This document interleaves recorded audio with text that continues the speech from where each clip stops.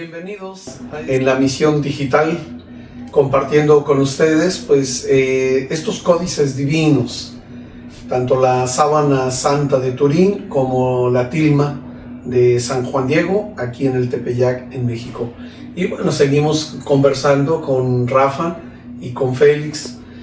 Rafa, que pertenece al Centro Mexicano de Sindonología, y Félix, pues aquí feligrés de la parroquia de Nuestra Señora de Guadalupe. El día de hoy queremos compartir con ustedes justamente pues esta parte del misterio y del milagro. El día de ayer hablábamos del códice que es necesario para la comunicación. Toda relación entre personas tiene que ser por medio de códices. Entonces, por eso existen tanto la sábana como la tilma.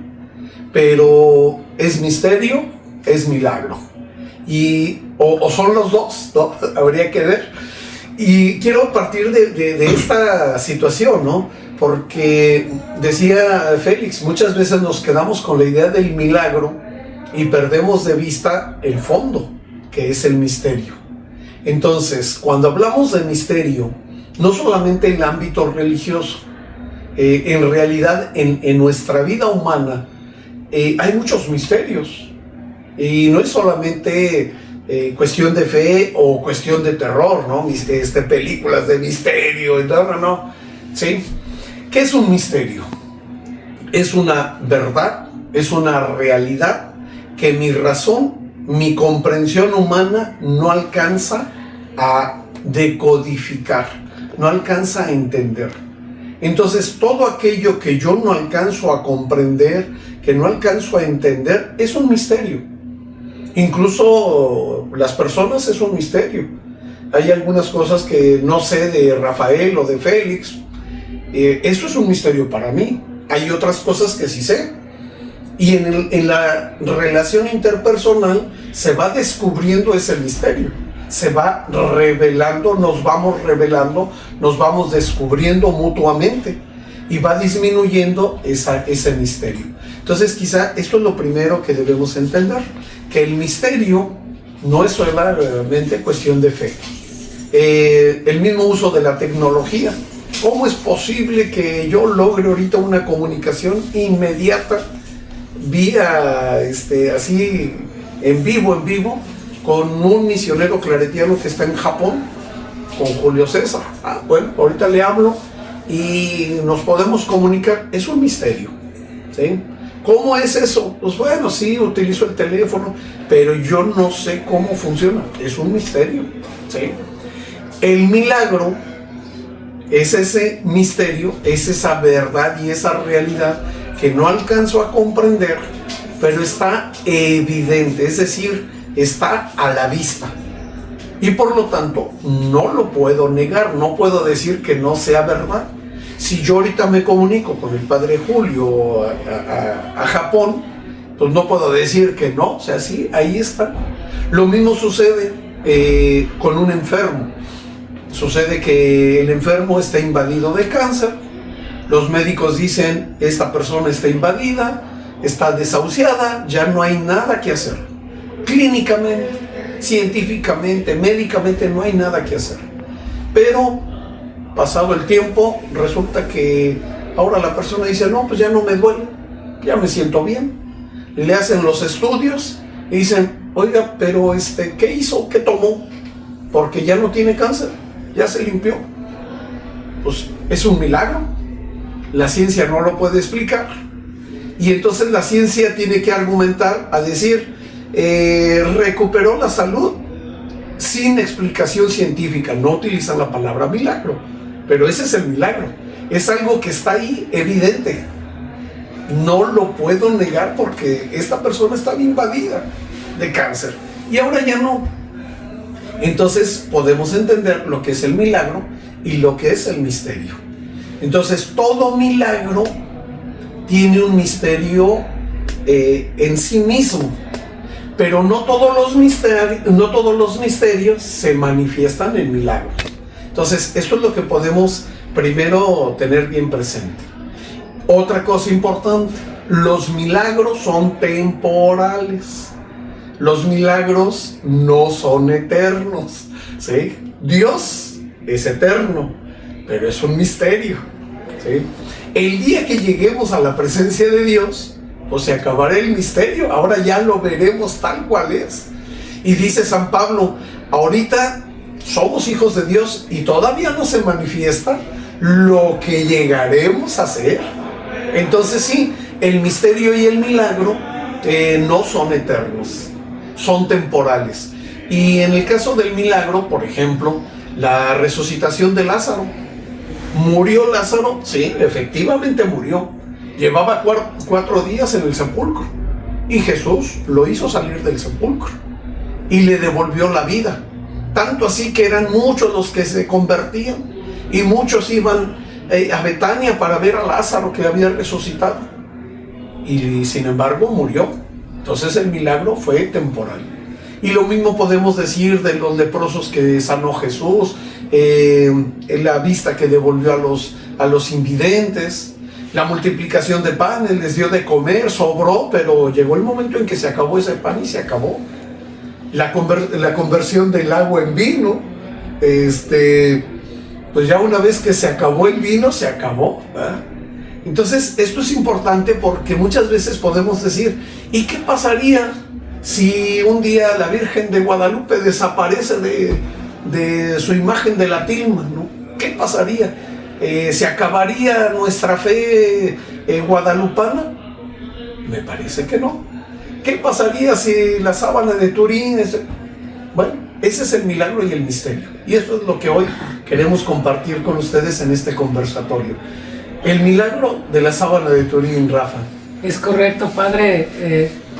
Esta situación de la sábana santa de Turín, pues tuvo que esperar 1800 años nada más, 1800 años, para que la tecnología pudiera empezar a develar o a desvelar, como dicen ahora, el misterio que conlleva esta imagen, ¿no? Fue con la invención precisamente de la fotografía cuando se pudo tener una visión más profunda, más explícita de todo lo que contiene la sábana santa. A los chavos de hoy, a los chavos que nos están viendo, pues ya les tocó el celular y ya les tocaron las cámaras digitales, no les tocaron las camaritas antiguas que teníamos nosotros, que había que meterle un rollo, que había que tomar 1000 fotos para que 3 o 4 salieran bien, que no salieran movidas, que no salieran con la iluminación errónea. Y en ese sentido se tenía que llevar a revelar ese rollo, se convertía en un negativo y de ese negativo surgía un positivo. Cuando se tomó la primera fotografía, eran muy incipientes aún las cámaras fotográficas, se toma la primera fotografía de la sábana santa. La sábana santa es un lienzo muy grande, mide 4 metros porque tiene la figura de frente y de espalda, y es una figura muy tenue, es muy poco lo que nos muestra la vista, la imagen en sí, en la sábana original. Sin embargo, cuando toman la fotografía y van revelando por ahí los negativos, bueno, pues resulta que el negativo en realidad es la imagen original y el positivo va a ser lo que para nosotros es el negativo, ¿no? Porque nos muestra, en el momento en el que se ve el negativo, muestra una imagen increíblemente nítida de la persona que estuvo depositada en esa sábana, y nos empieza a develar pues muchas cuestiones que se desconocían. A lo largo de la historia hemos creado una imagen del Cristo crucificado, por ejemplo, con una corona de espinas, una corona propiamente. Y la sábana santa nos dice que no fue una corona, que todas las heridas que tiene y se muestran en la cabeza nos muestran que pues fue un casco propiamente de espinas lo que estuvo cubriendo la cabeza. Algo que se muestra generalmente es que en las palmas de las manos fue donde lo atravesaron los clavos, y lo que nos muestra ya la tecnología, y que luego hubo que volver a la historia para poder verificar la veracidad, es que los romanos clavaban en el centro del carpo de la muñeca. Para los romanos muñeca y mano era lo mismo, ¿sí? Nosotros diferenciamos entre muñeca y mano, pero ellos clavaban a las personas que crucificaban, eran expertos en crucificar gente, ¿sí? Sabían exactamente dónde tenían que hacerlo y cómo tenían que hacerlo, y entonces en la parte de la muñeca, que es la parte que puede sostenerla, si no se desgarraría por la mitad la mano, y entonces nos muestra pues eso, la sábana santa, el lugar en el que penetraron los clavos, tanto en las manos como en los pies. Hay muchas imágenes que nos muestran a un Cristo con los dos pies pues clavados por separado, y lo que nos muestra la sábana santa es que la pierna derecha el pie derecho estuvo sobre el pie izquierdo, y se puede ver una sola zona de penetración.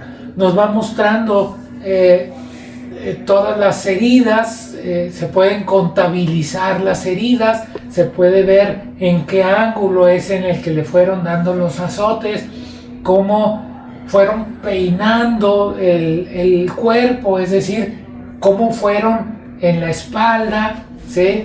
Cómo fueron bajando todas las nalgas, toda la pierna, todo el chamorro, cómo desde la espalda entran los latigazos hacia el frente, y se puede medir y se puede recrear toda esta imagen a partir pues de los avances tecnológicos. A lo que vamos pues en este capítulo que acaban ustedes de ver, que es el segundo, es que esta imagen, al igual que la de la Virgen, ahorita nos va a platicar Félix, en el caso de la sábana santa de Turín, tuvo que esperar 1800 años para que la tecnología empezara apenas a mostrarnos todo el contenido que tiene la sábana santa, y que iremos develando o desvelando en los próximos capítulos también. Muy bien, gracias, Rafa. Félix. Bueno, hablar de precisamente esa inquietud de querer saber, pues es la inquietud más propia del ser humano. Desde que vamos creciendo, la pregunta con la que fastidiamos a nuestros papás es la de ¿por qué? ¿Y por qué esto? ¿Y por qué lo otro? ¿Y por qué no sé qué? Cuando tenemos ese ánimo de saber, precisamente es cuando surge esa inquietud humana, y qué mejor que basarse obviamente ahorita en la tecnología. En el caso de la sábana santa, 1800 años, tuvieron que pasar más de 450 años para que se pudiera empezar a develar, por así decirlo, qué tenía la Virgen de Guadalupe, o si realmente había algo que pudiera mostrármela, como muchos decían, es solamente una imagen pintada. Pero la respuesta fue otra. Es decir, ya con el uso de la tecnología, primero que nada, al hacer el estudio oftalmológico, aumentar el ojo a esa cantidad para que se pudieran ver incluso las imágenes reflejadas, porque son imágenes que se quedaron grabadas. Primero me da una interpretación que no es fácil de entender. ¿Cómo es posible que esas imágenes se hayan quedado grabadas? Bueno, sabemos, y ya nos lo explica el video, el pequeño capitulito que acaban de ver, el fenómeno oftalmológico de cómo se quedan grabadas precisamente, o cómo se ve desde distintos ángulos en los diferentes ojos. Pero esto solamente se hace en un ojo vivo. Entonces, Lo que no nos está diciendo, pero obviamente se alcanza a entender, es que en ese preciso momento en que aparece Fray Juan de Zumárraga, el indio Juan Diego y las otras personas que están ahí, el ente que los está viendo, en este caso la Virgen de Guadalupe, la representada en la tilma, puesta en la tilma, es un ser vivo.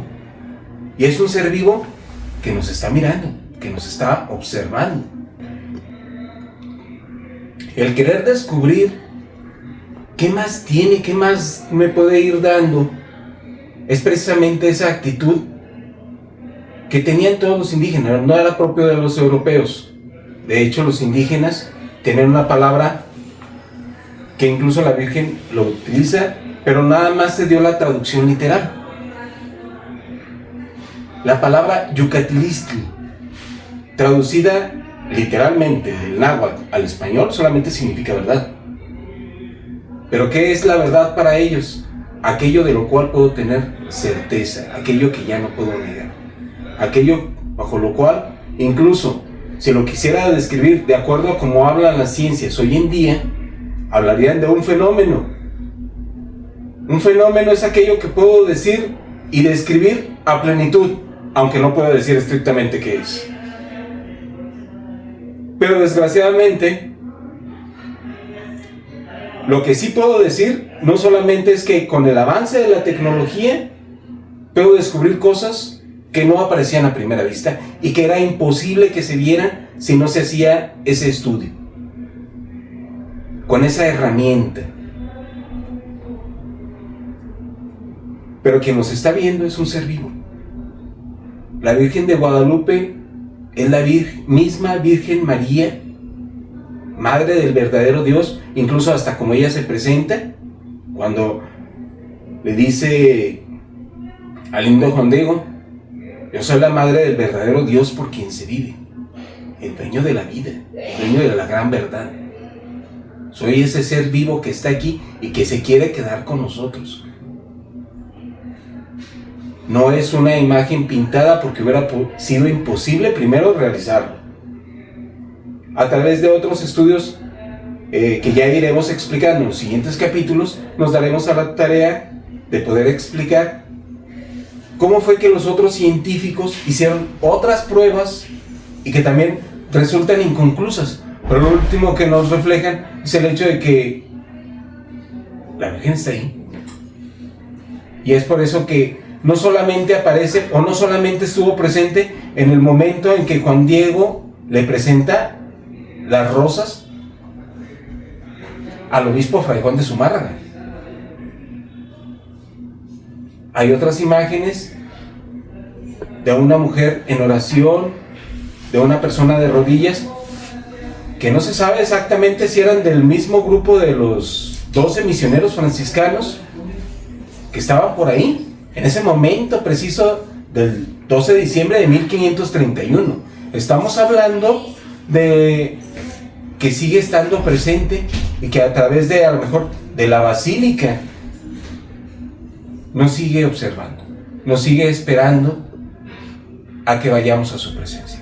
Y que en el siglo XVI, a nadie se le hubiera ocurrido que los ojos se reflejan de esta forma y de forma tan precisa como la ciencia lo ha ido descubriendo, este tipo de situaciones. Si nosotros vemos pinturas muy nítidas, muy realistas en la época actual, y lo único que hacen es pintar un cuadrito de luz en los ojos porque es sumamente complicado poder proyectar la luz que reflejan, pues imagínate en aquellos años que no se tenía idea de ninguna de estas leyes de la óptica, haber pensado en poderlo plasmar. Sí, definitivo. Y ahora, coincidencias, ¿no? O sea, cómo, de hecho, la fotografía, la cámara fotográfica, pues tiene, primero fue el estudio del ojo, cómo funciona nuestro ojo, y a partir de ahí se desarrolla el invento de la cámara fotográfica. Entonces, tanto el estudio fotográfico de la sábana de Turín como el estudio de Guadalupe, pues tiene ese origen, digamos, ese principio, ¿no? Y es un primer elemento común entre la sábana de Turín, la sábana santa, y la tilma, ¿no? Entonces es algo importante.